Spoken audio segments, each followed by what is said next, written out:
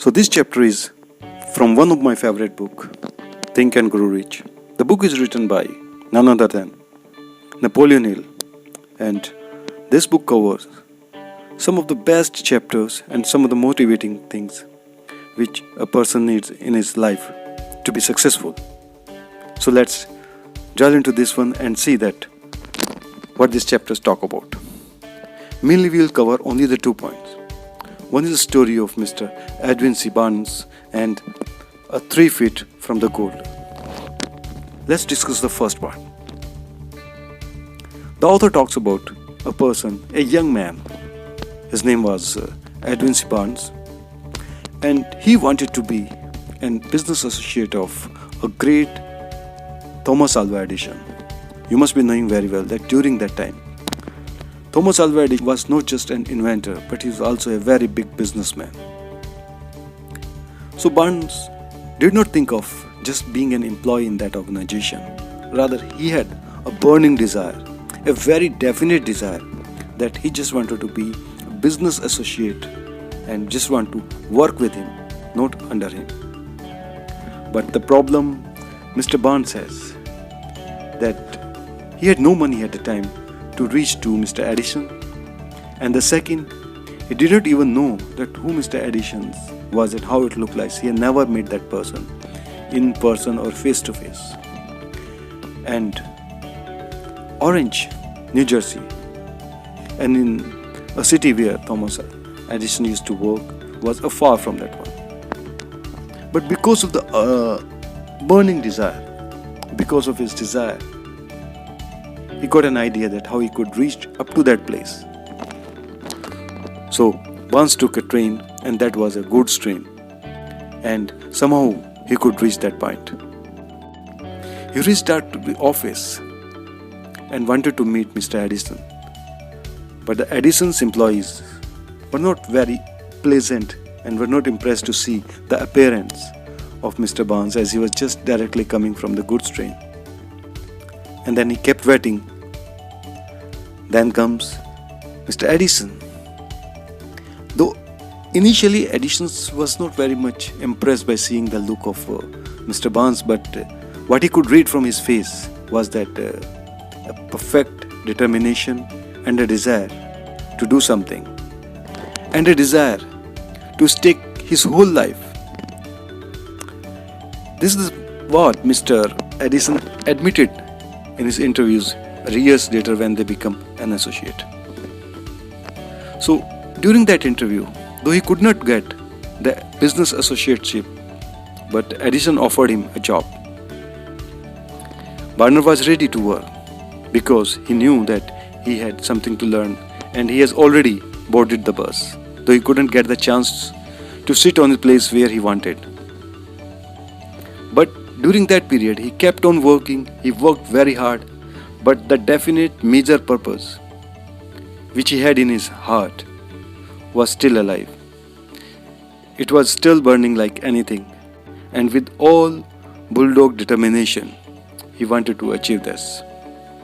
So it happened, as it happens sometimes, that the opportunity comes in the disguise of misfortune or temporary defeat. And that is why the most of the people fail to recognize it. But Mr. Barnes, as it was, he was waiting for the conditions.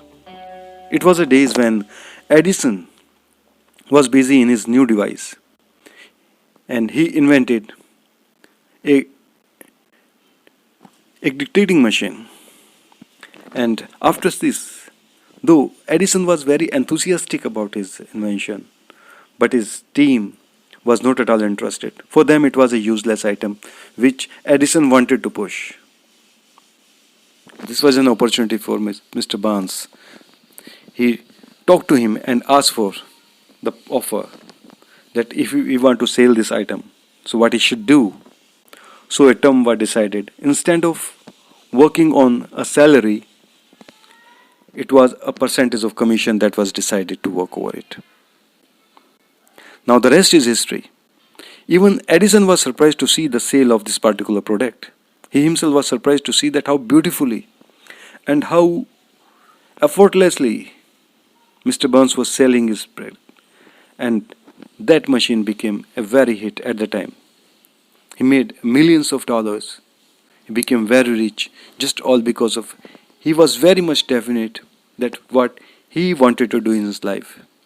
And he imposed and he invested all his energy towards that particular thing, that particular desire and particular options. In his second story, Mr. Napoleon Hill talks about a story which he named as 3 feet from the gold. It is more than actual and it has become a story that has been told in all corporate offices and corporate trainings. It was a period when everyone from the America was for the gold rush.